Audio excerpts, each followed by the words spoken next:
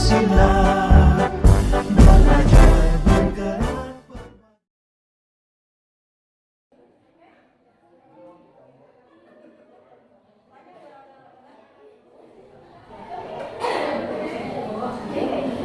Bismillahirrahmanirrahim. Yang saya hormati Bapak Kepala UPT atau yang mewakili dalam hal kasih kurikulum.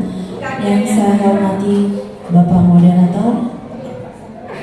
Yang saya hormati rekan-rekan guru CGP Angkatan 5 Kabupaten Sopeng. Dan yang saya hormati Bapak Ibu Pembina SMK Negeri 3 Sopeng. Assalamualaikum warahmatullahi wabarakatuh. Puji syukur kita panjatkan kehadirat Allah Subhanahu wa Ta'ala karena pada kesempatan ini kita masih diberi kesehatan untuk hadir dalam kegiatan diseminasi budaya positif sebagai penugasan kegiatan calon guru penggerak Angkatan 5 Kabupaten Sopeng, yang dalam hal ini ada Pak Idrus di sebelah kanan saya dan saya sendiri, Rini Safitri. Baik, untuk mengefisienkan waktu sebagai kegiatan pertama yaitu pembukaan dengan mengucapkan Bismillahirrahmanirrahim, penugasan budaya positif di SMK Negeri 3 Sopeng dimulai. Acara kedua, sepatah kata dari Kepala UPT SMKN 3 Sopeng atau yang mewakili dalam hal ini Wakasek Kurikulum Pak Buhari SPD MPD. Dengan ini saya silakan. Bismillahirrahmanirrahim. Assalamualaikum warahmatullahi wabarakatuh.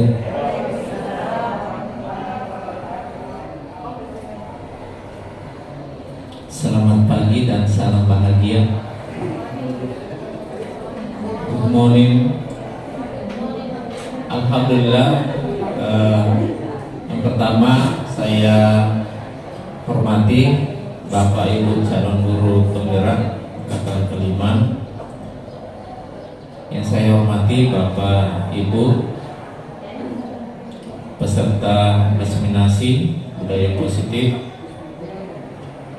Patut kita bersyukur pada pagi hari ini oleh karena kesehatan dan kesempatan diberikan kepada kita, sehingga kita masih diberi kesempatan untuk menghadiri salah satu kegiatan pada hari ini.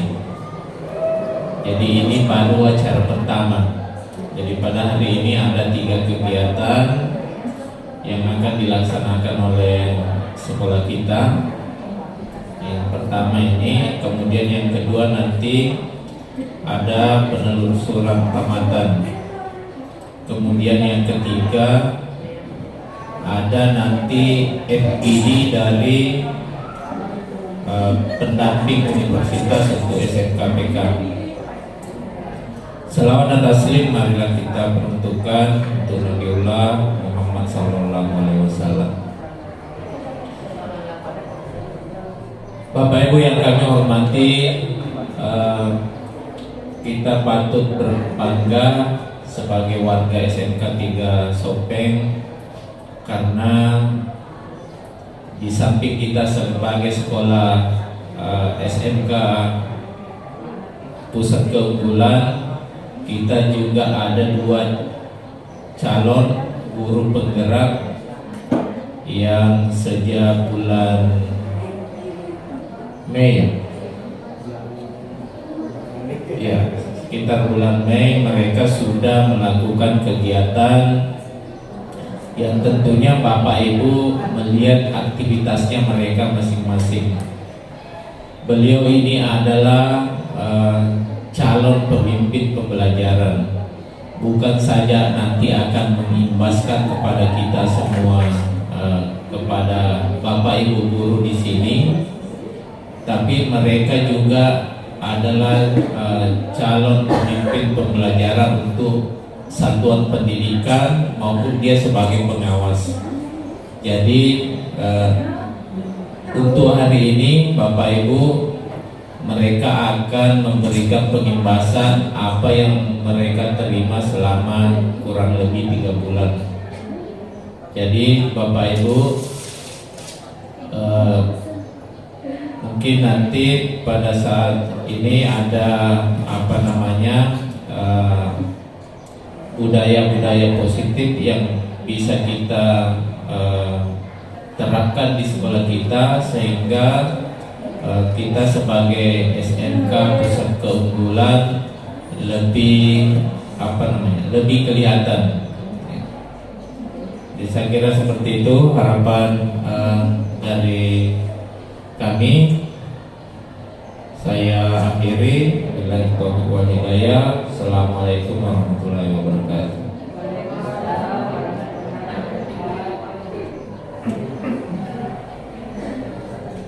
Itulah tadi sepatah kata dari yang mewakili Kepala PT SMK Negeri 3 Sopeng. Kepada Bapak kami ucapkan terima kasih. Selanjutnya, untuk lebih mengafdalkan kegiatan ini, marilah kita bersama-sama mendengarkan pembacaan doa dari Bapak Sami Kafar.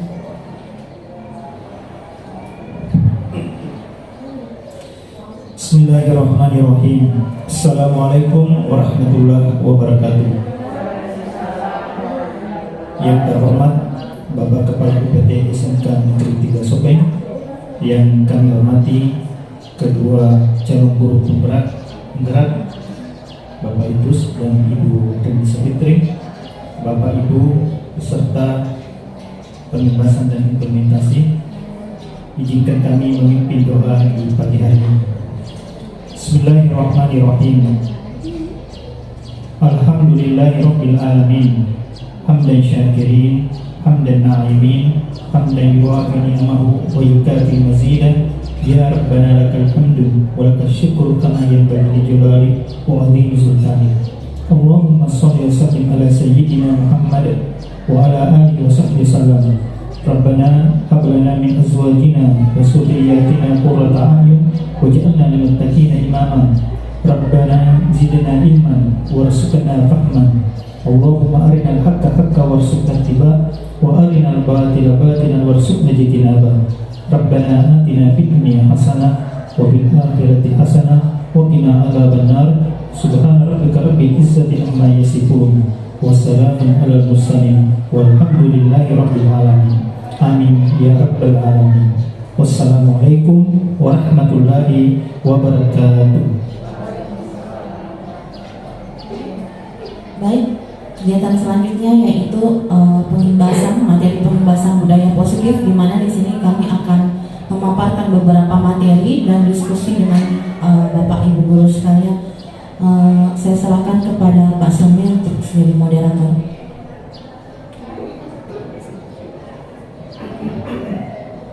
Bismillahirrahmanirrahim. Assalamualaikum warahmatullahi wabarakatuh.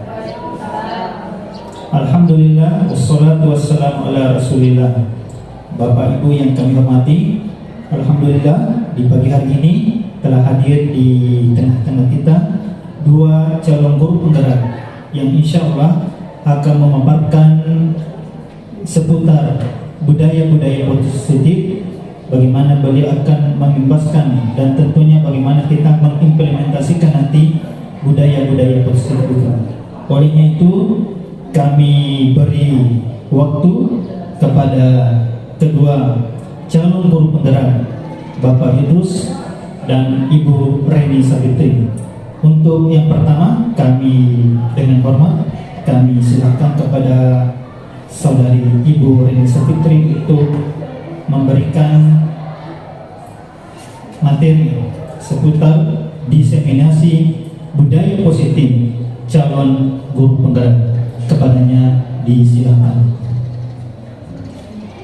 Baik, terima kasih atas kesempatan yang diberikan kepada saya.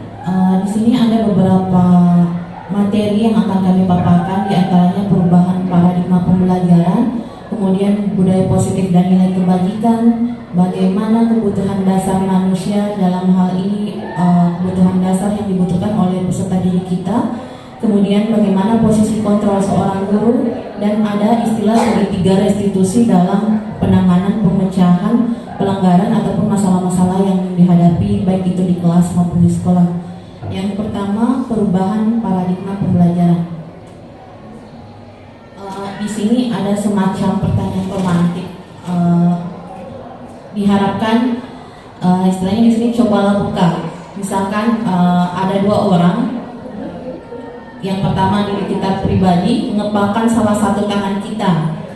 Kita menyimpan sesuatu yang berharga di dalam kepalan tangan untuk menjaganya, untuk menjaga barang tersebut.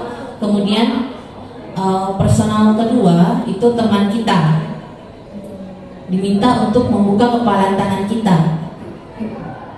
Baik itu dia juga bisa kepalkan tangannya dan buka kepalan tangannya. Mungkin pertanyaan pertamanya, apakah Bapak dan Ibu akan membuka kepalan tangan Bapak dan Ibu?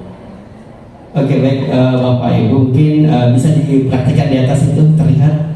Kan Ibu berpasangan, coba satu sebagai A, satu sebagai B. Kemudian coba yang A, yang A dulu, yang sebelah sebelah sini A.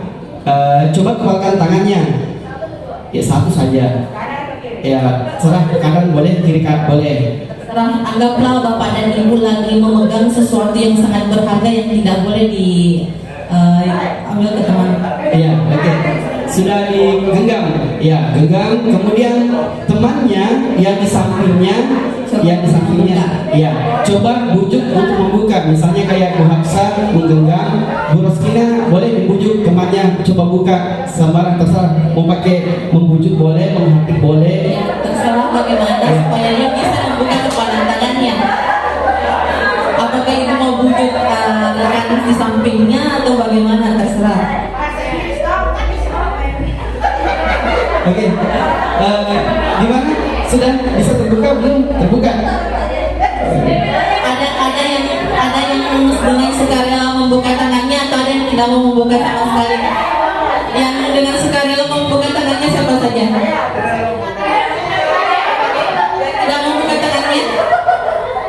Bu Agustina ya. Ya, oke. Ya, terima kasih Bapak Ibu. Terima kasih atas responnya. Jadi sebenarnya yang mau dipaparkan di sini adalah, mungkin dari Bu Hafsah dulu bisa tanya, kenapa Bu Hafsah mau membuka tangannya? Karena saya mau menjelaskan sesuatu ada rayuan. Ada rayuan Bapak sama teman saya. Terima kasih ya, karena ada rayuan kata dari Bu Hafsah, dari Bu Roskina. Tapi jika Bu Roskina yang membuka tangan itu Bu Roskina yang memegangnya atau Bu Hafsah sendiri yang pegang? Jadi yang membuka genggaman itu adalah diri sendiri atau temannya? Oke, mungkin Bu. Bisa kerja untuk sendiri. Kemudian Bu Agustina kenapa tidak mau membuka tangannya? Dia tidak termakan rayuan ya. Kan tadi Bu Rini bilang, ini anggapnya yang digenggam itu suatu barang berharga ya. Nah, jadi saya nggak terlalu percaya dengan rayuan seseorang.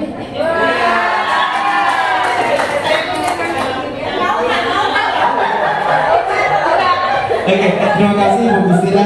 Ya betul. Ternyata tapi begini, ada satu kesamaan antara Bu Hafsah dengan Bu Agustina. Yang membuka tangannya itu siapa? Diri kita sendiri atau teman kita? Diri sendiri. Jadi segala sesuatunya itu adalah berasal dari diri sendiri. Apapun orang mau bilang kalau kita tidak mau, tidak akan terbuka. Apapun orang bilang kalau kita mau, kita akan terbuka. Seperti itu mungkin konsepnya. Mungkin Bu Rini mau tambahkan. Di sini bisa kita lihat sudah ada dua jenis motivasi sebenarnya. Ada motivasi intrinsik dan ada motivasi ekstrinsik. Bisa saja tadi yang pertama kata Bu Hafsah sama Bu Agustina yang tidak mau buka karena keinginan dari diri sendiri. Jadi sama halnya dengan anak-anak belajar karena keinginannya sendiri. Kemudian yang kedua ada motivasi ekstrinsik, motivasi dari luar. Mungkin bisa berupa bujukan, rayuan atau penghargaan. Jadi di sini anak-anak belajar mungkin karena adanya motivasi yang dari luar, apakah itu mungkin karena melihat temannya, apakah karena dia mengharapkan penghargaan atau takut untuk mendapatkan hukuman.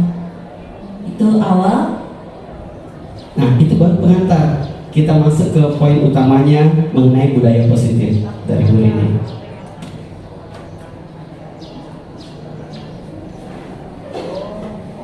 Di sini ada miskonsepsi sesuatu yang berbeda sebenarnya yang selama ini kita terapkan dalam pembelajaran baik itu di kelas. Menurut Dr. William Glasser dalam teori kontrol teori ditemukan miskonsepsi tentang makna kontrol. Yang pertama, ilusi guru mengontrol murid. Sebenarnya dalam pembelajaran itu guru sebenarnya bukan mengontrol murid. Guru cuma mengarahkan dan menuntun peserta didik dalam pembelajaran, bukan mengontrol sepenuhnya. Sekarang apalagi di pembelajaran anak 21 ya, dan tentang filosofi di Hajar Dewantara, guru diminta untuk menuntun peserta didik, bukan dalam hal mengontrol, cuma diminta untuk menuntun dan mengarahkan peserta didik. Kemudian yang kedua, ilusi bahwa semua penguasaan positif efektif dan bermanfaat, penguasaan positif atau bujukan adalah bentuk kontrol. Jadi kalau misalkan kita masih bujuk anak-anak untuk melakukan sesuatu dengan iming-iming, apakah itu mungkin berupa nilai yang bagus atau apa, itu masih posisi kontrol, belum dari kesadarannya anak-anak. Selanjutnya, ilusi bahwa kritik dan membuat orang merasa bersalah dapat menguatkan karakter. Di sini kan kita kadang salah satunya tadi yang membujuk anak-anak, atau mungkin dalam penerapan di kelas memberikan anak-anak sebuah pertanyaan kayak begini, apa kamu tidak merasa bersalah, atau apa kamu tidak menyadari kesalahan kamu? Itu dalam hal ini kritik langsung yang sebenarnya itu tidak bisa menguatkan karakter anak, malah kadang menjatuhkan karakter anak. Kemudian yang keempat, ilusi bahwa orang dewasa memiliki hak untuk memaksa. Di sini dikatakan orang dewasa yang percaya bahwa mereka memiliki tanggung jawab untuk membuat murid-murid berbuat hal tertentu, apapun yang dilakukan dapat diterima. Ini sebuah hal yang salah ya. Ya, mungkin saya tambahkan lagi mengenai teori kontrol. Mungkin tadi sudah di percobaan pertama bahwasanya segala sesuatu kalau kita tidak mau tidak akan terbuka. Tapi kalau kita mau, maka kita akan terbuka. Pada teori kontrol yang pertama tadi itu dikatakan guru ini guru mengontrol murid. Sebenarnya itu tidak seperti itu. Guru bukan mengontrol murid, tapi kita bagaimana menggerakkan murid agar dia mau sendiri. Seperti itu.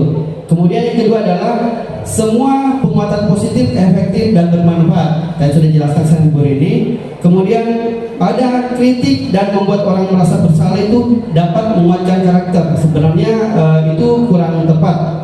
Bahwasanya bahwa apa kamu kan tidak kasihan kalau seperti itu sebenarnya kurang menguatkan sebenarnya. Tapi harus kembali ke teori pertama, bahwasanya segala sesuatu mulai dari diri sendiri.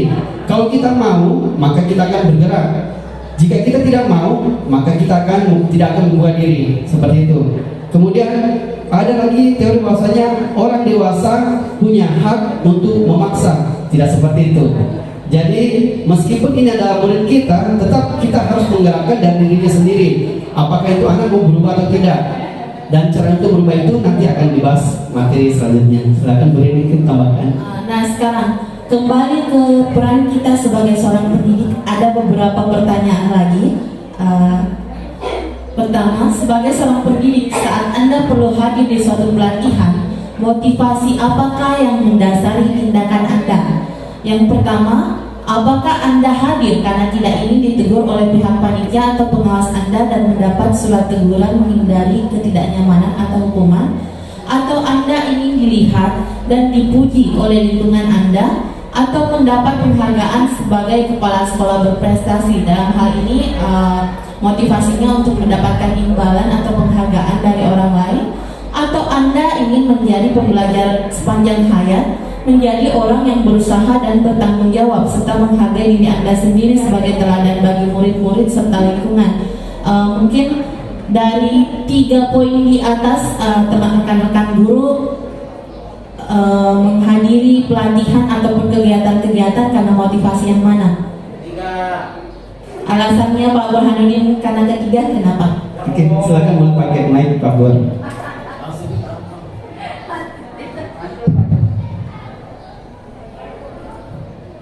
Iya, alasan saya yang ketiga, jujur yang ketiga baru saya lihat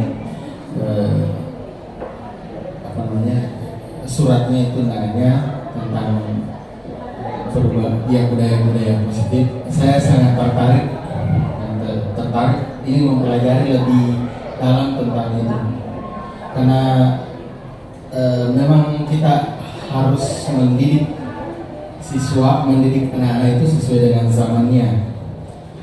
Jadi saya mengikuti ini betul-betul ingin membuka wawasan saya tentang budaya positif itu, karena sangat berhubungan erat dengan kurikulum Merdeka yang notabene menitik beratkan pada karakter siswa. Dan selama ini kan kita berpikir bahwa dengan pendisiplinan, dengan keras, dengan ketegasan, maka akan membentuk karakter. Dan setelah pelajari sedikit-sedikit dari beberapa sumber, kayaknya saya salah. Jadi untuk mencari di mana titik kesalahannya itu, saya tertarik dengan kegiatan ini. Terima kasih. Ya, terima kasih Pak Bu tanggapannya. Jadi sebenarnya ini 3 hal ini menyangkut tentang teori motivasi. Tadi dikatakan Bu Rini itu ada 3 teori motivasi. Yang pertama, kita mau karena takut hukuman. Ya.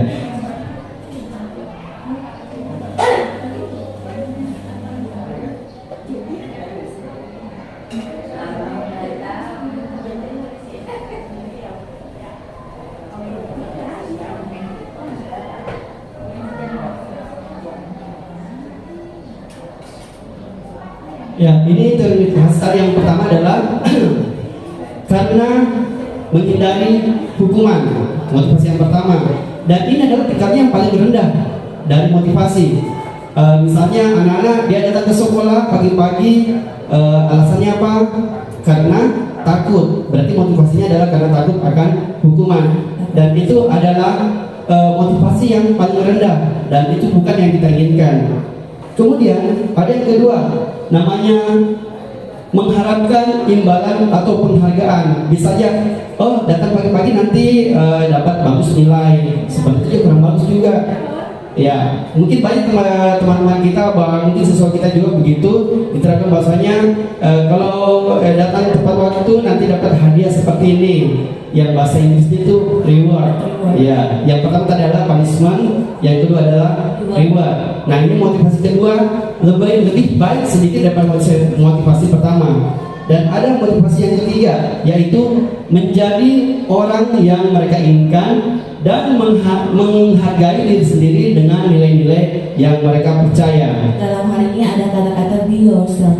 Ya, jadi sebenarnya inilah ya motivasi yang kita harapkan ditumbuhkan pada anak-anak, bahwasanya dia ingin ke sekolah ya karena memang saya mau, bukan karena guru paksa, bukan karena dapat hadiah apa, bukan juga karena orang tuanya yang menginginkan mereka bersekolah. Ya, kembali ke teori kontrol yang pertama, bahwasanya kita bisa membuka sesuatu kalau kita mau, betul. Tepuk tangan buat anak kita di belakang. Ya, betul. Jadi semua kembali ke teori motivasi, kembali ke diri sendiri. Kita bisa berubah kalau kita mau. Kalau kita mau berubah karena mengharapkan pujian atau karena hukuman itu tidak akan selamanya. Mungkin kalau yang di tahapan yang kedua mendapatkan imbalan itu mungkin dapat berhasil untuk saat ini saja. Tapi begitu dia selesai, begitu tidak ada yang kontrol dari orang lain, maka dia akan kembali ke asalnya.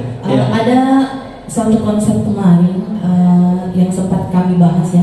Mungkin misalkan penerapannya, anggaplah pada saat kita di SMK, mungkin di kelas 1 pendekatan gurunya, maksudnya pendekatannya lebih ke persuasif, bagaimana pendekatannya kepada siswa, bagaimana pembentukan karakternya kepada siswa bagus. Tapi ketika di kelas 2 misalkan mendapatkan guru yang cuek atau apa, akhirnya pendekatan dan perubahan karakter yang waktu di kelas 1 itu istilahnya ada miss.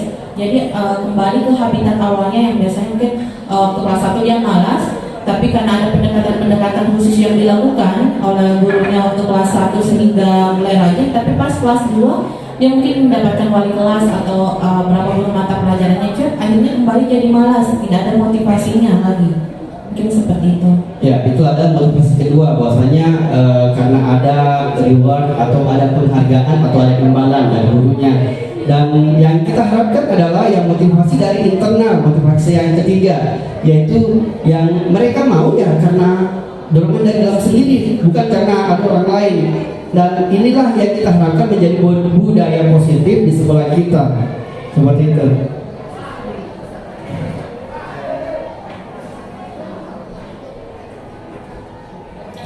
Oke, ini mungkin ada sedikit kasus, mungkin bisa tanggapan dari Bapak Ibu dulu.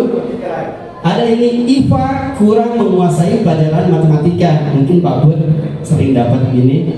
Sehingga pada saat pelajaran tersebut berlangsung, dia lebih banyak berdiam diri atau menggambar di buku pelajarannya. Pada saat guru matematikanya Pak Seno tenang Pak Seno juga Pak Bud, kalau Pak Bud sudah pasti hebat. Kalau Pak Bud pada saat guru matematikanya Pak Seno menanyakan pertanyaan, IPA menjadi gugup dan tak sengaja menjatuhkan tasnya dari kursi, sehingga tiba-tiba menjadi gagap pada saat berupaya menjawab. Seluruh kelas pun tertawa melihat perilaku IPA yang bicara tergagap dan terkejut tersebut. Pak Seno pada saat itu membiarkan teman-temannya IPA menertawakan IPA yang tergagap dan malu luar biasa, dan malahan minta IPA untuk maju ke depan dan berdiri di depan kelas sambil menunjuk hidungnya karena tidak bisa menjawab pertanyaan Seno. Kelas makin gaduh dan anak-anak pun tertawa melihat IPA di depan kelas memegang ujung hidungnya. Mungkin dari tanggapan dari teman ini satu dari Ibu Adia Frida, apakah bagaimana tanggapan tentang Pak Seno? Bagaimana tindakan yang dilakukan oleh Pak Seno? Apakah itu istilahnya? Apakah itu sudah bisa mencerminkan sebuah budaya positif buat anak-anak, atau ini cuma karena sekedar memberikan hukuman atau berupa umpan baliknya? Menurut Ibu seperti apa tindakan yang dilakukan oleh Pak Seno dalam menghadapi IPA? Ini Pak Seno.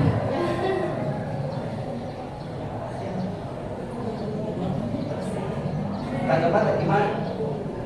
Tanggapan yang dilakukan oleh Pak Seno. Pak Seno itu apakah sudah tanggapan sudah bagus kah, kurang bagus kah, atau bagaimana sebaiknya? Kalau menurut saya ini tindakan Pak Seno kurang bagus karena ini malah membiarkan teman-teman IPA atau semakin membuat kelas semakin gaduh. Oh ya. Terima kasih dulu, Bu Adia Frida. Mungkin ada teman lain yang mau menanggapi. Yang sama Ibu Dewi dulu. Bahasa Inggris. Ya. Bismillahirrahmanirrahim. Thank you for the judge given to me.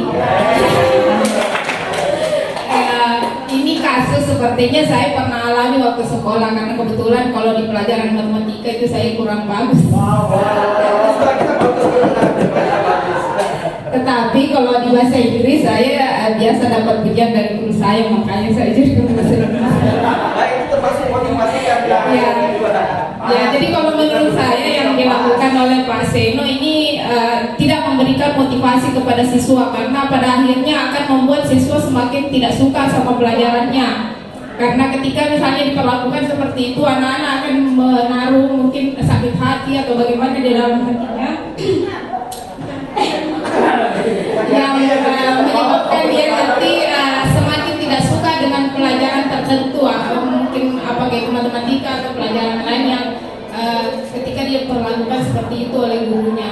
Jadi ya tindakan yang dilakukan oleh Pak Seno ini akan semakin menurunkan motivasi dari siswa tersebut. Terima kasih tanggapannya dari Bu Adia Frida sama Ibu Dewi. Mungkin satu lagi pertanyaan ini, bukan Pak Seno. Menurut Bapak Ibu, apakah ini hukuman yang dilakukan Pak Seno ke IPI atau sebuah konsekuensi? Mungkin dari Bu Satriani.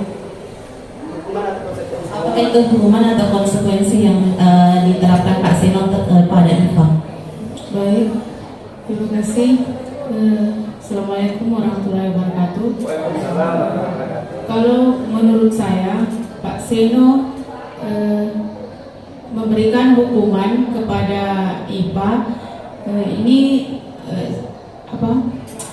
semacam hukuman itu bukan konsekuensi karena belum ada komitmen sebelumnya bahwa apabila melakukan pelanggaran di dalam mata pelajarannya itu dia akan memberikan hukuman yang seperti itu, dan ini termasuk juga bullying, termasuk perundungan karena membuat malu seseorang, itu termasuk bullying, itu menurut saya. Terima kasih.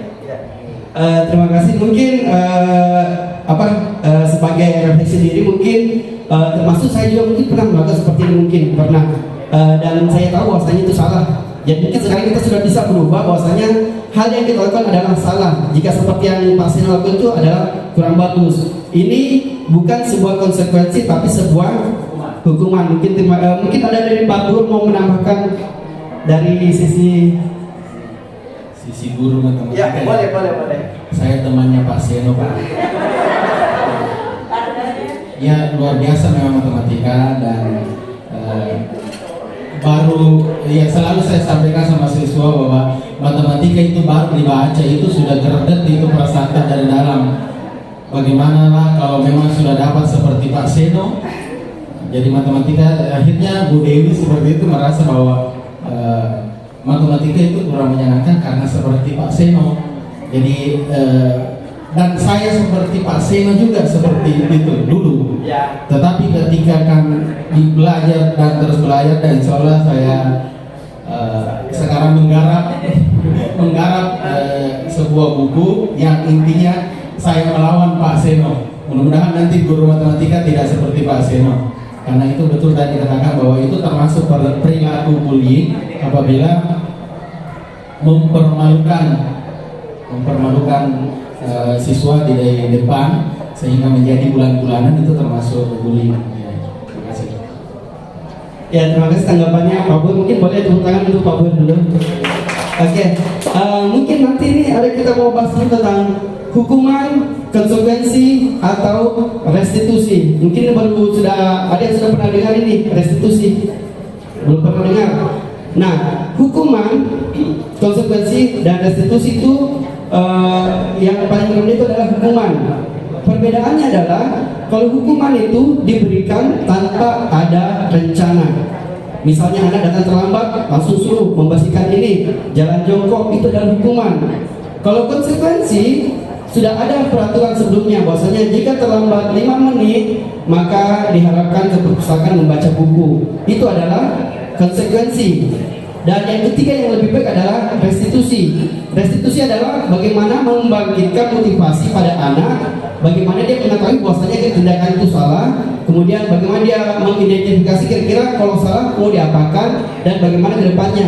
Itu yang kita harapkan ada pada siswa kita semua, bahwasanya dia sudah punya kontrol terhadap diri sendiri, seperti itu. Nah, ini seperti di sini ada contoh identitas gagal dan identitas sukses. Jika bentuknya disiplin, sudah pasti identitas sukses. Misalnya yang pertama, sesuatu yang menyakitkan harus terjadi. Kalau konsekuensinya itu kata-katanya berubah, sesuatu harus terjadi. Kemudian restitusi ini lebih terbuka kembali. Restitusi ini bentuknya adalah sebuah pilihan. Jadi misalnya kalau hukuman harus sakit. Kedua, jika seperti ini maka seperti itu. Ketiga adalah jika kamu seperti ini, apa yang akan kamu lakukan? Jadi di sini peserta didik diberikan pilihan sesuai dengan dirinya seperti apa. Misalkan saat melakukan kesalahan, apa yang akan diperbuat oleh peserta didik, bukan kita yang memberikan hukuman kepada peserta didik. Ya, seperti itu. Jadi kembali dibangkitkan motivasi terhadap dirinya sendiri siswa itu. Apakah jika melakukan sebuah pelanggaran, dan itu memang sebuah pelanggaran itu adalah manusiawi, semua orang pernah melakukan pelanggaran. Tapi bagaimana melakukan pelanggaran itu menjadi sebuah motivasi, itu yang mau kita kembangkan. Motivasi yang dari dalam diri kita sendiri, bukan bentuknya lagi seperti konsekuensi, tapi lebih di atas lagi bentuknya adalah restitusi. Mungkin Bu Hafsah mau menanggapi? Oh ya, terima kasih Bu Hafsah.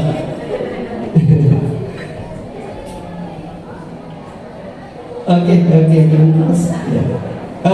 Selanjutnya kalau mengenai tentang hukuman, konsekuensi dan restitusi, kalau hukuman itu bersifat tanpa ada kesepakatan sebelumnya.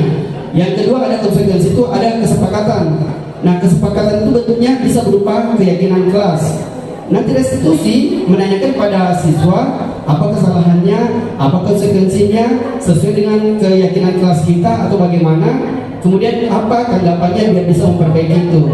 Dan berikutnya adalah mengenai keyakinan kelas, nanti dibahas mengenai dari Bu Rini.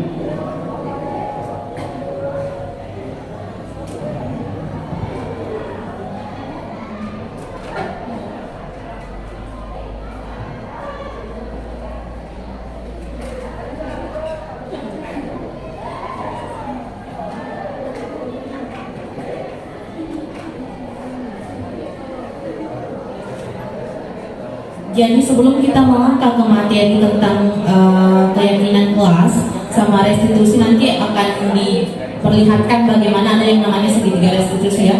Yang perlu kita ketahui selanjutnya itu bagaimana kebutuhan dasar peserta didik dan bagaimana posisi kontrol kita sebagai guru. Menurut Dr. William Blazer dalam choice theory pilihan, ada 5 kebutuhan dasar yang dimiliki oleh peserta didik. Ini bukan cuma dimiliki oleh peserta didik, yang dimiliki oleh manusia pada umumnya. Yang pertama, bertahan hidup. Yang kedua, kasih sayang dan rasa diterima. Selanjutnya, kebebasan, kesenangan, dan penguasaan. Di sini ada pertanyaan romantik. Seperti dalam pembelajaran kurikulum merdeka dan pelajaran-pelajaran yang pernah kita ikuti, pasti ada pertanyaan romantik. Di sini lebih ke contoh kasus. Ibu Ambar, guru wali kelas 2A di SD Pelita Hati, sedang bingung menghadapi ulah salah satu murid di kelasnya, Doni. Beberapa anak di kelas 2A datang padanya dan mengeluhkan Doni yang seringkali meminta bekal makan siang mereka dengan paksa. Jika Anda menghadapi situasi seperti Ibu Ambar, apa yang akan Anda lakukan? Menurut Anda kira-kira apa alasan Doni melakukan hal itu? Sekarang saya lempar kepada teman-teman, siapa yang bisa menanggapi? Mungkin dari Ibu Surya mau menanggapi tentang Ibu Ambar.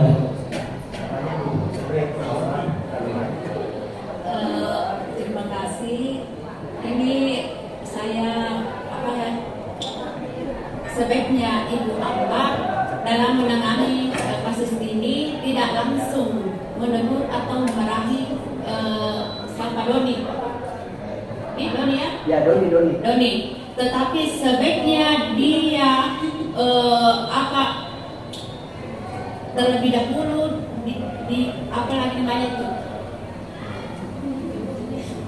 mengumpulkan data atau menyelidiki tentang kehidupan Doni ini, bagaimana kehidupan di keluarganya, bagaimana status ekonomi orang tuanya, baru dia bisa mengambil satu tindakan. Jadi tidak serta-merta langsung memarahi Doni atau memberikan hukuman.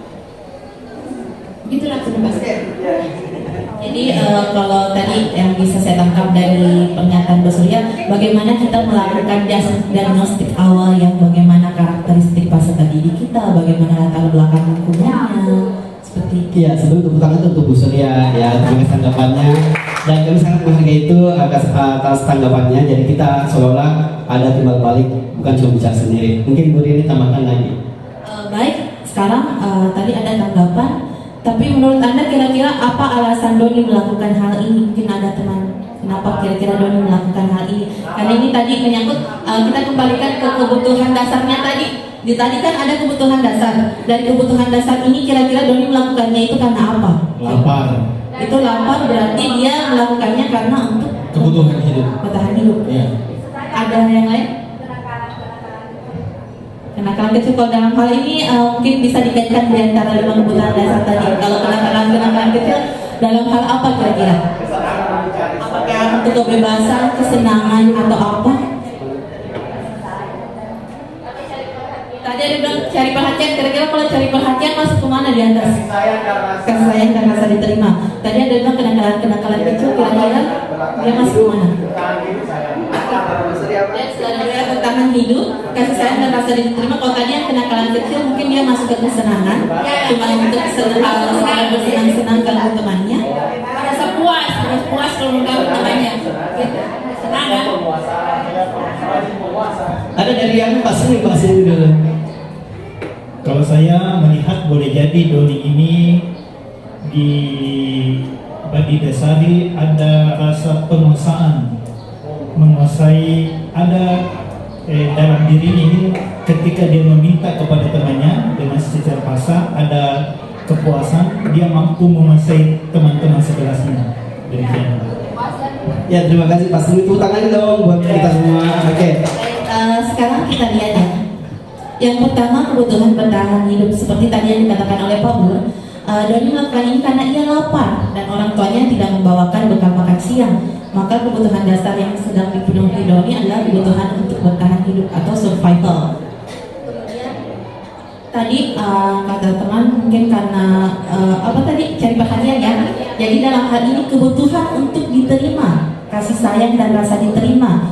Dalam kasus tersebut Doni menjawab alasan mengambil bekal temannya karena dia merasa temannya senang, karena dia merasa senang ketika temannya memperhatikan dia, ketika temannya melaporkan tindakan pada gurunya dan sehingga guru bisa memberitahu orang tuanya, sehingga orang tuanya bisa lebih memperhatikan dia. Maka kebutuhan dasar yang dipenuhi itu kebutuhan akan rasa kasih sayang dan rasa diterima. Kemudian selanjutnya yang penguasaan yaitu kebutuhan pengakuan atas kemampuan seperti tadi yang diutarakan Pak Silmekawa. Doni jadinya ingin merasa hebat karena dia ditakuti sama teman-temannya bisa menuruti keinginannya sehingga kebutuhan dasar akan kekuasaannya dia itu terpenuhi. Kemudian selanjutnya kebutuhan akan pilihan atau kebebasan.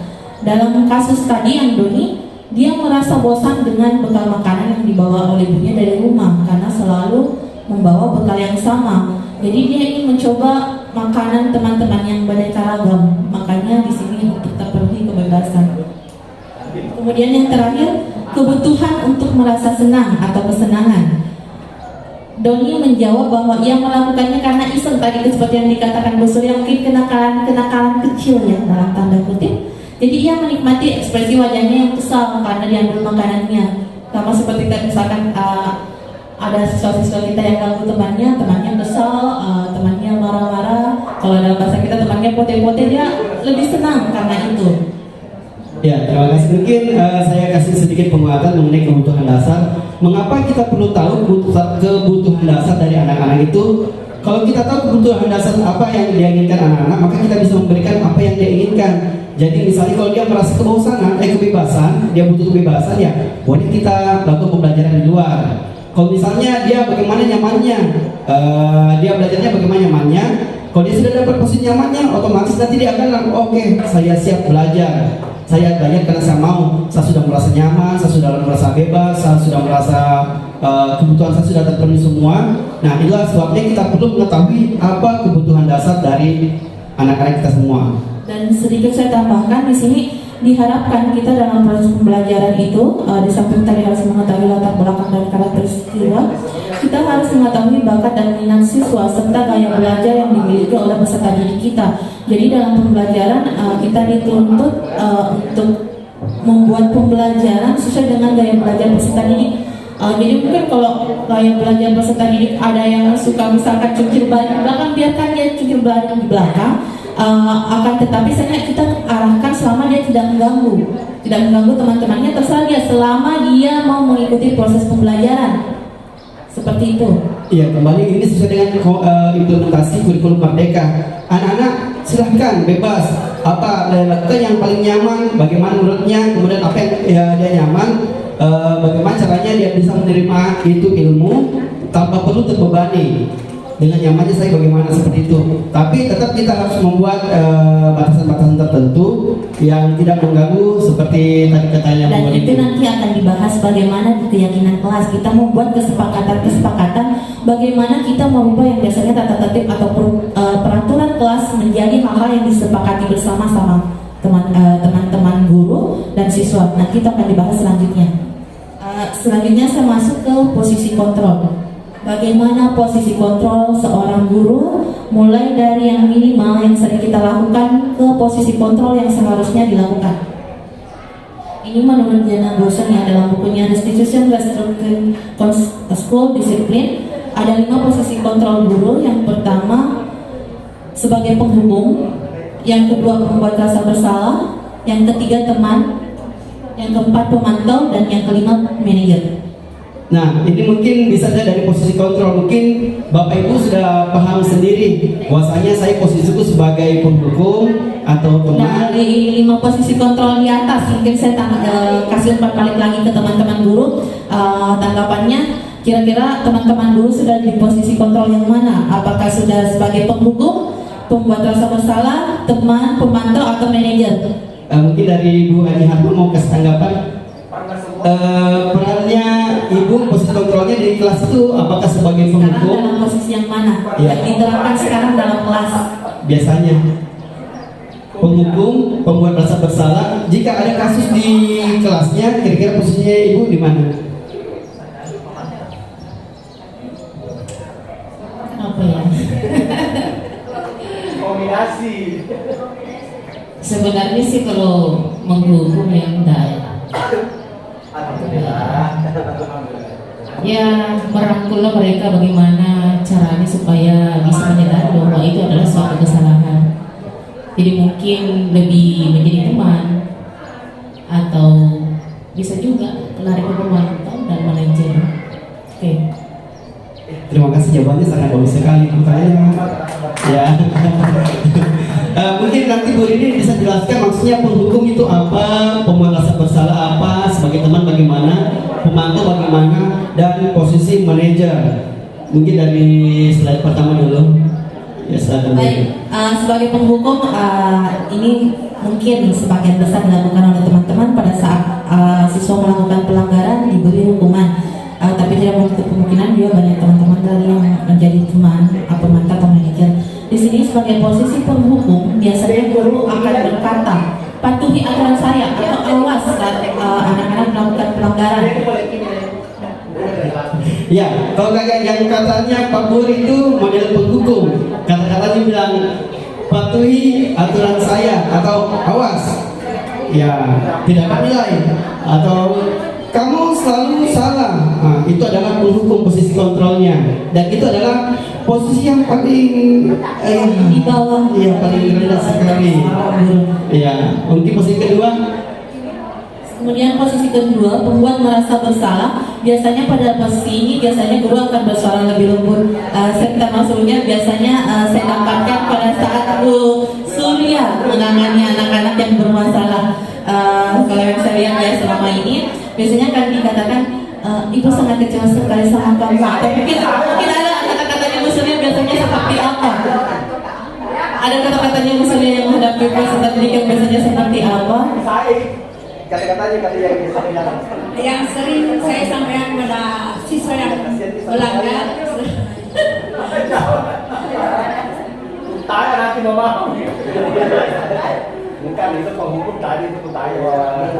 Ini ada yang dikatakan gimana coba kalau orang tua kamu berbuat seperti ini. Jadi Ibu sangat kecewa karena setiap hari begitu terus tidak ada perubahan. kalau pupuk tadi ada katanya tanggapannya dia sering seperti itu. Mungkin dari kata-kata yang sering diucapkan sehingga Kalau saya, apakah sama posisinya? Saya kan biasa mengatakan bahwa tidak kasihan gitu nak sama mama tak sama bapak tak di rumah, ya gitu. Tidak kasihan sama bapak tak di rumah cari kaki uang, baru kita di sini tinggal di tidak belajar gitu. itu sudah betul Pak, itu membuat merasa bersalah. Jadi anak-anak jadi merasa bersalah sehingga kadang, tapi di sini dalam tanda kutip ini tidak baik untuk dilakukan karena ketika anak-anak merasa bersalah tapi bukan dari dirinya sendiri yang merasa bersalah, dari kata-kata yang diucapkan oleh guru. Ya, itu kembali lagi ke teori kontrol dan teori motivasi, bahwasanya jika yang dia lakukan bukan dari dirinya sendiri, misalnya kamu tidak kasihan sama orang tuamu, berarti itu seolah ada motivasi dari luar. Harusnya itu bilang saya mau begini karena saya mau, bukan karena orang lain, seperti itu. Kemudian posisi ketiga tadi yang dikatakan sama Bu Harma bisa jadi menjadi teman bagi siswa. Sebenarnya di sini tidak salah kita menjadi teman bagi siswa, tapi ada batasan-batasan khusus di sini. Mungkin dengan kata-kata di sini ya biasanya, ayo ingat tidak bantu teman ya sudah tidak apa-apa berkali-kali.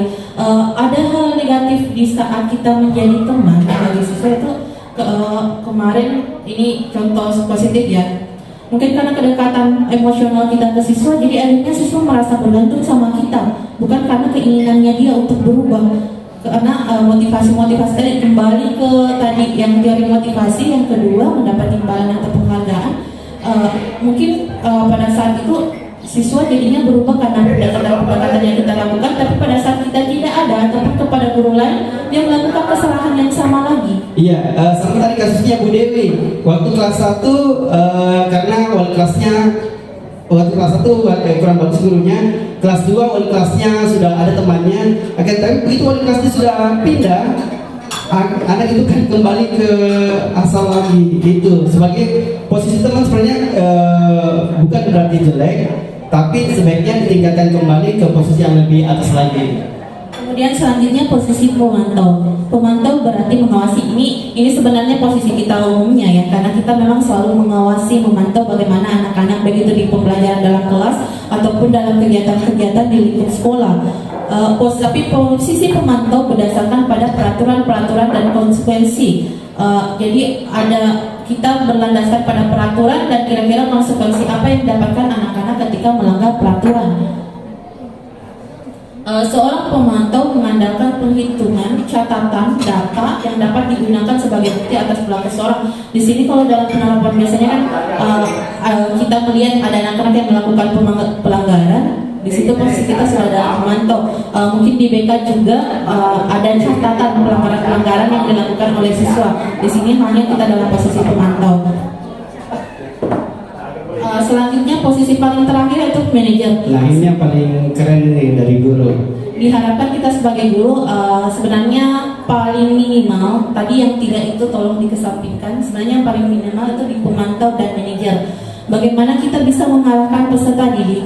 Bagaimana kita bisa, misalkan peserta didik melakukan pelanggaran, bagaimana kita bisa mengarahkan peserta didik untuk menyadari sendiri kesalahan yang diperbuat dan mengarahkan dia untuk mencari solusi ataupun permasalahan atas pelanggaran-pelanggaran atau masalah yang dihadapi atas keinginannya sendiri, bukan karena kita. Nah, posisi manajer inilah yang kita harapkan menjadi posisi kita sekarang ini. Untuk mencapai posisi manajer itu kita bisa menerapkan sebuah sistem namanya restitusi kembali. Restitusi itu bahwasanya sudah. Iya, sebelum ke restitusi kita ke keyakinan kelas dulu. Dari keyakinan kelas dulu. Ya. Tadi di sini ada contoh ya, misalkan untuk posisi manajer untuk siswa yang terlambat datang ke sekolah. Di sini ada percakapan, Adi, apakah kamu mengetahui jam berapa sekolah dimulai? Siswa menjawab jam 7 Pak. Kemudian, jadi kamu terlambat. Kira-kira bagaimana kamu akan memperbaiki masalah ini? Saya akan menanyakan, ini solusi yang diberikan Adi ya. Saya akan menanyakan teman saya Pak untuk mengejar tugas yang tertinggal. Jadi dikuatkan oleh guru, baik itu bisa dilakukan. Apakah besok akan ada masalah untuk kamu agar bisa hadir tepat waktu? Jadi di sini sudah kuatkan anak-anak supaya dia tidak melakukan kesalahan yang sama. Jadi Adi menjawab tidak Pak, saya bisa hadir tepat waktu. Jadi istilahnya Adi sudah menguatkan dirinya sendiri untuk bisa hadir tepat waktu. Sudah ada motivasi dalam dirinya untuk bisa hadir tepat waktu karena apa yang dilakukan oleh gurunya. Tapi kalau misalkan anak-anak terlambat datang terus langsung kita hukum, tidak, besok-besoknya kita tetap akan melakukan hal yang sama karena bisa dikatakan sudah kebal.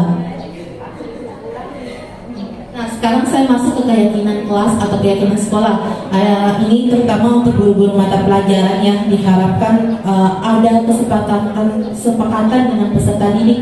Jadi tadi yang peraturan-peraturan atau tata tertib itu alangkah lebih baiknya kalau disepakati dan mungkin ada penambahan misalkan rules atau aturan-aturan pembelajaran dalam kelas. Sebenarnya ini bukan dalam artian aturan ya, tapi ini kesepakatan kita kepada peserta didik.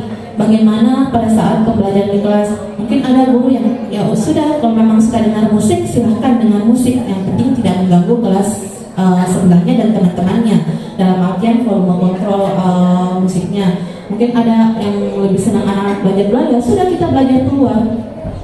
Ya, jadi sebenarnya ini keyakinan kelas sebenarnya mirip dengan tata tertib, tapi yang buat tata tertib ini adalah kesepakatan antara murid ya, dan gurunya. Bagaimana dan bisa saja keyakinan kelas yang dibikin itu berbeda-beda untuk setiap kelasnya, tidak sama. Iya, bisa juga itu tergantung individu juga boleh. Misalnya kok nyamannya bagaimana, bisa juga seperti itu.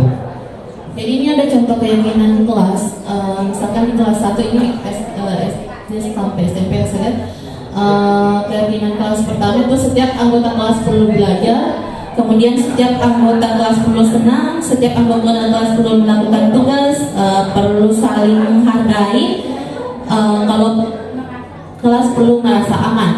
Kemudian ada lagi bagaimana bersikap positif, bagaimana menjadi diri terbaik, bagaimana percaya diri dan menghormati orang lain serta barang miliknya, bagaimana komitmennya untuk setiap tugas, senantiasa saling membantu. Dan ada beberapa mungkin saya kembalikan ke teman-teman, kira-kira keyakinan kelas yang perlu dibentuk anak-anak itu seperti apa secara general. Ada tanggapan dari teman-teman?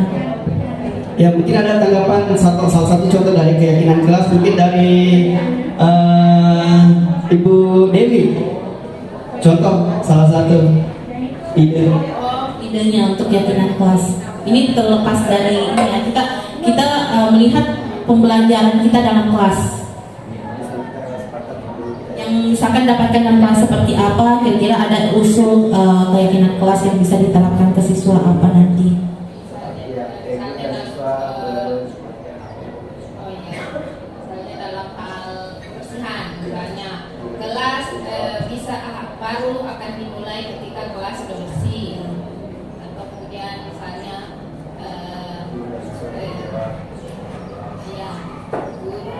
setiap guru dan siswa yang ada dalam kelas bertanggung jawab terhadap kebersihannya. Kemudian ketika dia berada di dalam kelas tidak boleh menggunakan HP. Ya seperti itu. Ya seperti itu, bisa saja kan ada kasus ya kemarin, misalkan tidak boleh membawa makanan dan minuman ke dalam kelas. Itu kan sebenarnya tidak tertib, tapi bisa jadi disepakati kepada anak-anak kita sehingga tidak ada yang membawa misalkan apakah itu air gelas atau minuman-minuman yang seperti apa. Jadi ini bukan berdasarkan pada tata tertib semata, tapi memang aturan-aturan yang kita bikin dalam kelas sehingga siswa sendiri bisa mengikuti apa kesepakatan yang setelah dibikin. Nah, berdasarkan keyakinan kelas tersebut dan kesepakatan yang dibikin kan akhirnya pada saat ada anak-anak atau siswa kita yang melakukan pelanggaran atau tidak mematuhi tidak melakukan apa yang ada dalam keyakinan kelas, jadi di sini kita tidak bisa langsung untuk menghukum mereka. Jangan langsung memberikan hukuman kepada mereka, tapi kita berupaya bagaimana dia menyadari kesalahan yang dilakukan dan mencari solusi sendiri. Dan ini akan dibahas selanjutnya oleh Pak Idrus pada segitiga restitusi. Oke, ini segitiga restitusi. Ya, mungkin dari keyakinan kelas mau bertanya sesuatu. Silahkan Pak Bur. Iya, untuk keyakinan kelas.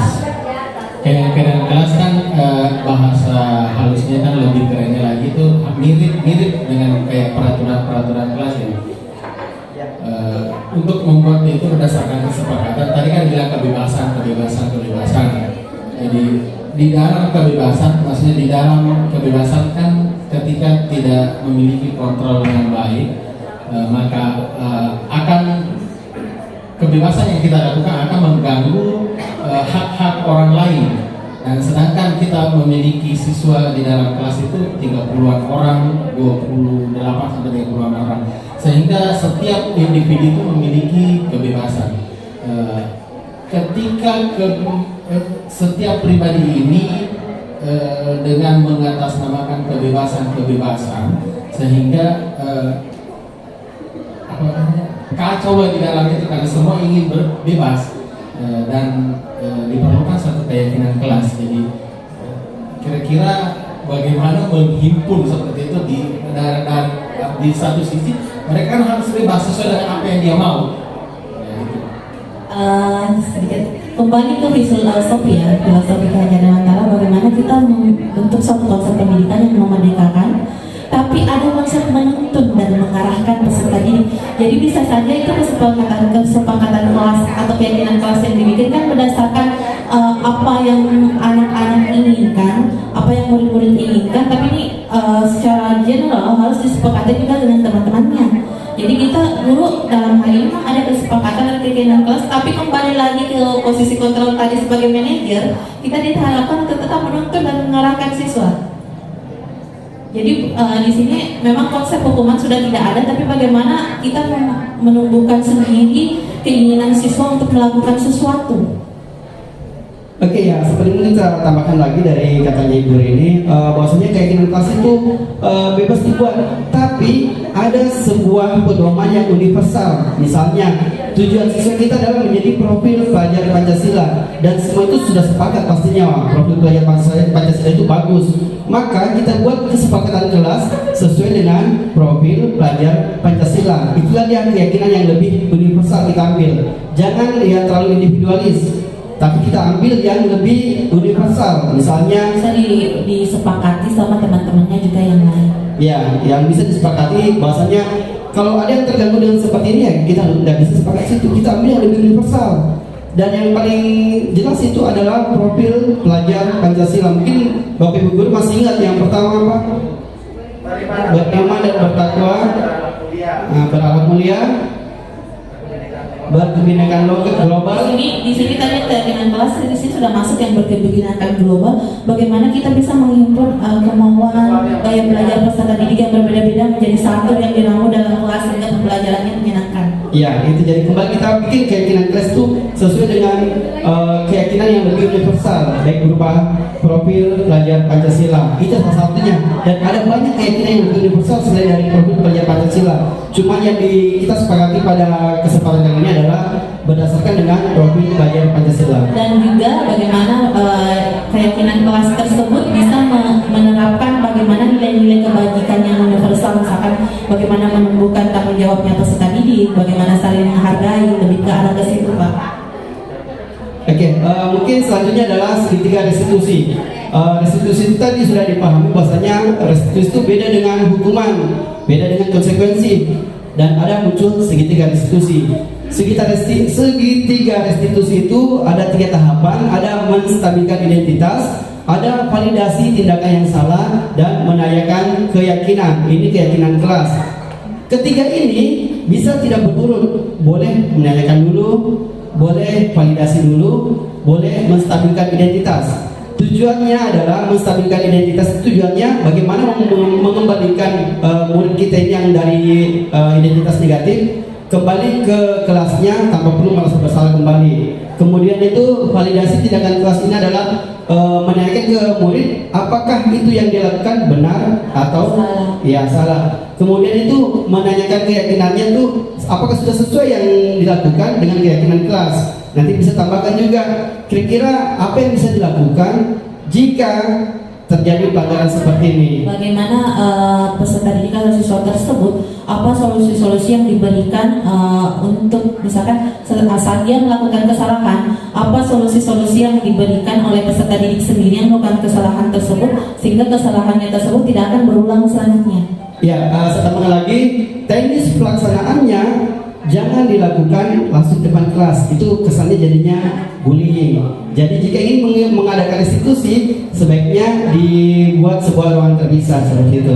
Jadi pemanggilan secara personal. Ya, pemanggilan kepada personal. Dan bisa saja nanti Bu Hamzah nanti kita ketemu di ruangan saya ya. Dan dengan nada jangan ada emosi, nadanya biasa saja. Ya, misalnya jangan juga yang terlalu lemah lembut tadi kayak teman. Istilahnya di sini nadanya bagaimana kita tetap berbicara lemah lembut kepada seseorang, tapi ada faktor ketegasan. Ya, yang utama tegas. Ini ada contoh beberapa kalimatnya, misalnya ini menstabilkan identitas. kamu tentunya punya alasan mengapa melakukan itu.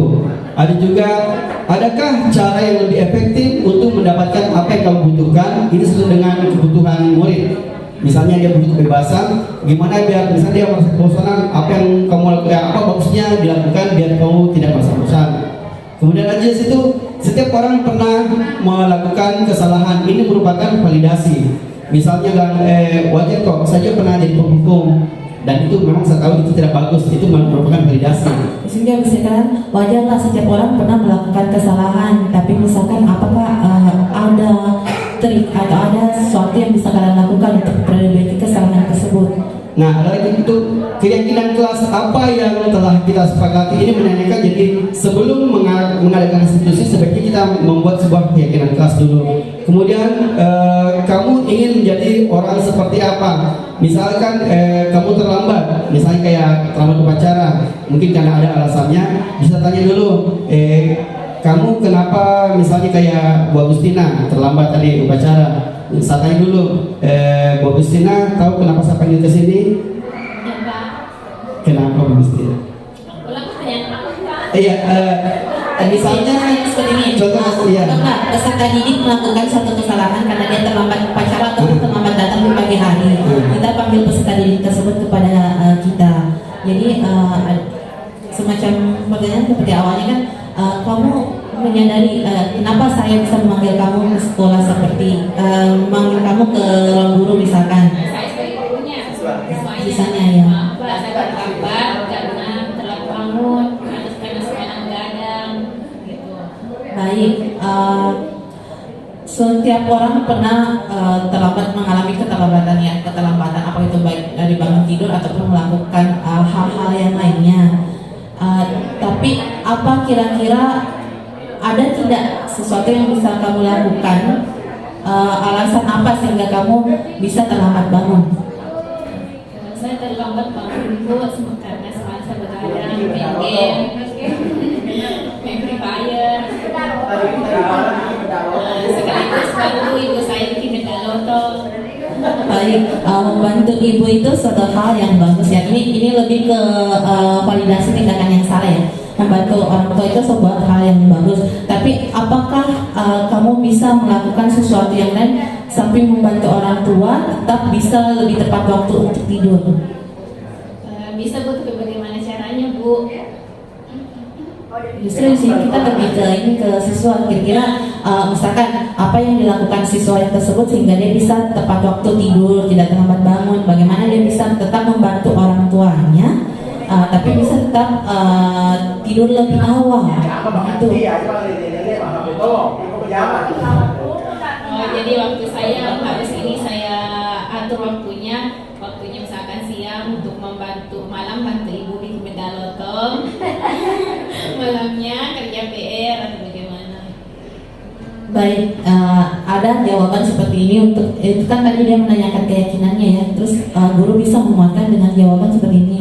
Baik, kamu bisa melakukan manajer waktu, manage waktumu dengan baik. Misalkan jam berapa bisa tetap main game, tapi dibatasi misalkan memainkan game cuma 30 menit sampai 1 jam. Terus membantu orang tua sehingga bisa lebih cepat tidur. Mungkin diberikan penguatan-penguatan seperti itu.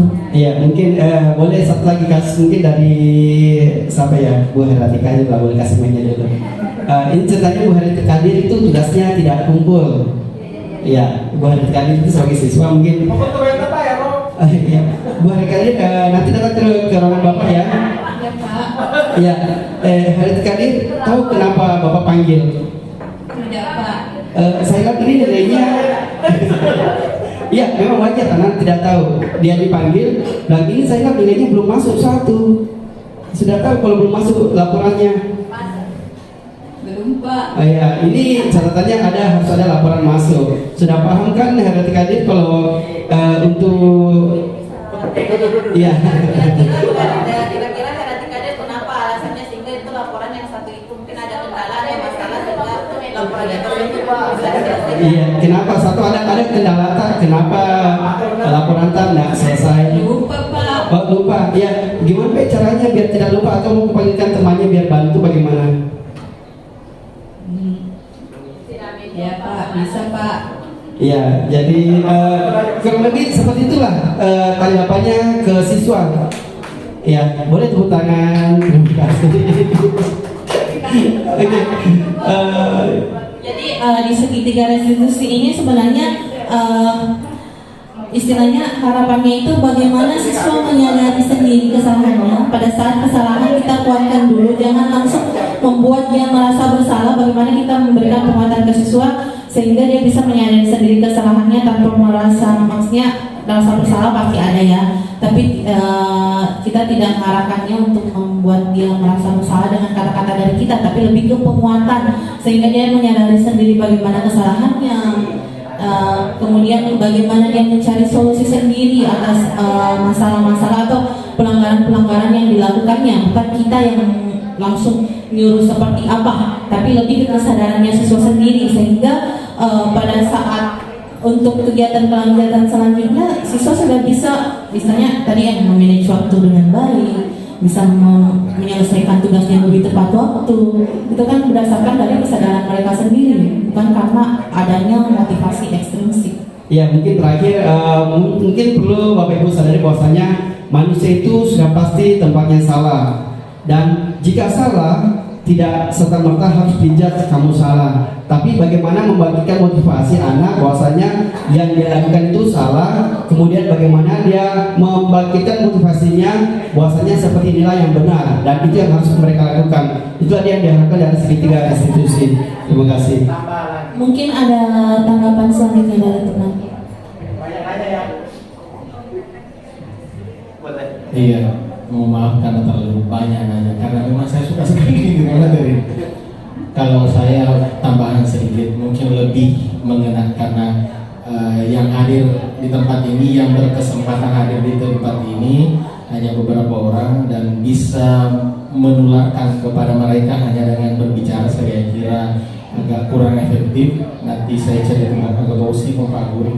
Tapi mudah-mudahan kegiatan ini ada kelanjutannya, atau misalkan ada sosialisasi film pendek atau apakah yang beberapa situasi yang dialami anak kita selama ini, sehingga penanganan segitiga restitusi dalam kelas itu nanti kita bisa share di dalam grup ini, dan teman-teman bisa nonton bahwa oh, penanganan itu seperti ini. Karena kemarin nanti kan bilang Deno di Mako Deno ke ada boleh jangan mungkin, karena kita melihatnya dari segala sesuatu yang berbeda.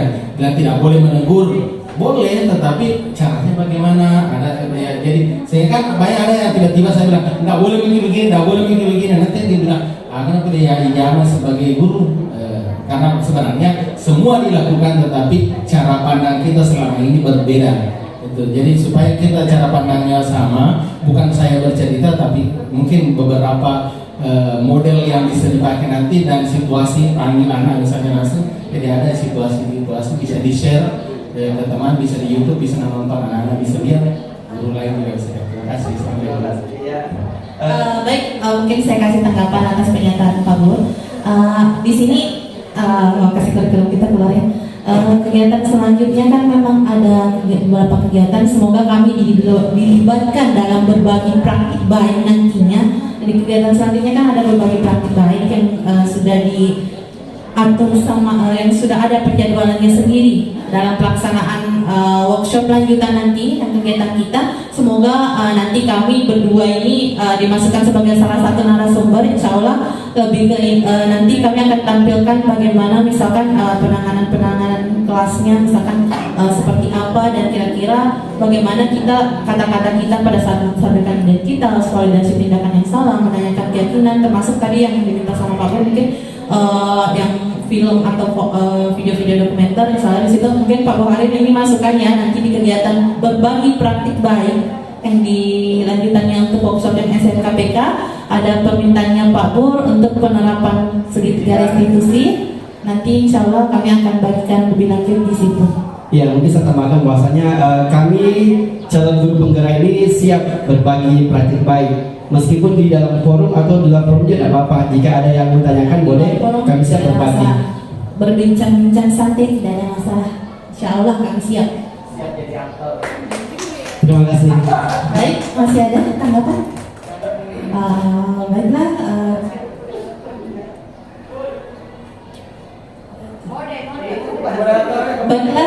pemaparan materi dari kami, saya serahkan kembali ke moderator.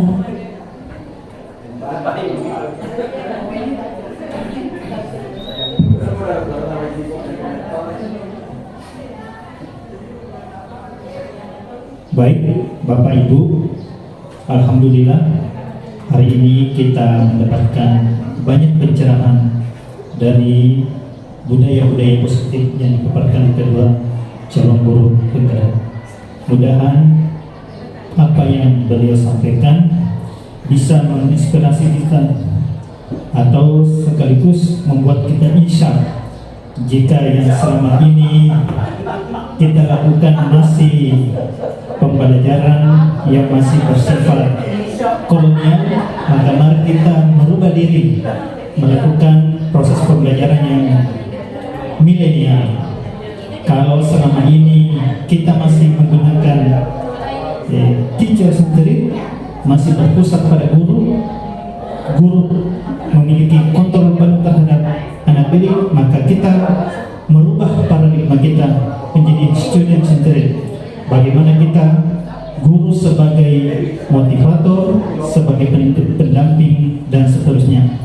Sekali lagi terima kasih kepada Bapak Idrus dan Ibu Reni Fitri yang sudah mengimbaskan budaya-budaya positif kepada kami. Mudah-mudahan kami mampu mengimplementasikan hal tersebut. Dan selanjutnya kami sebagai moderator mengucapkan banyak terima kasih kepada pemateri, kepada Bapak Ibu. Semoga menjadi amal ibadah bagi kita semua. Dengan ucapan Alhamdulillahirrabbilalamin, kita tutup acara kita hari ini. Wassalamualaikum warahmatullahi wabarakatuh.